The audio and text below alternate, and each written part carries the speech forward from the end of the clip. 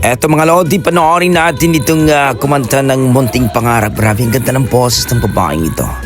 So let's go, panoorin natin mga idol at magbigay tayo ng reaction.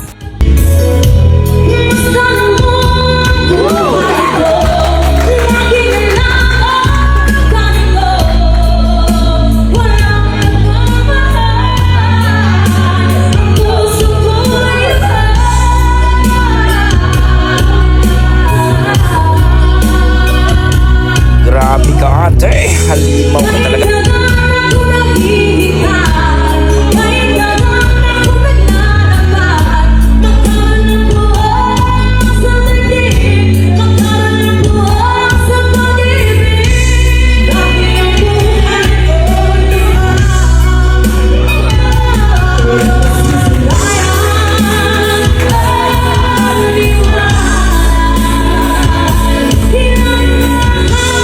May backup singer pa si ate.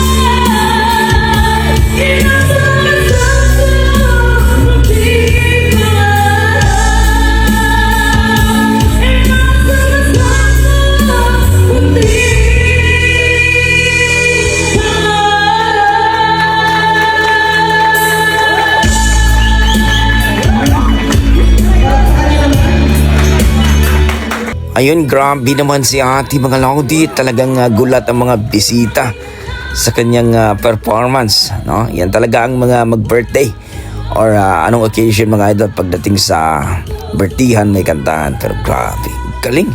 Ganda ng poses at napakalinis kung kumanta si ate. So, kung i-rate ko po ang kanyang performance mga idol ay talagang nasa mga 9. Grabe. Talagang kinilabutan ako. Ang galing.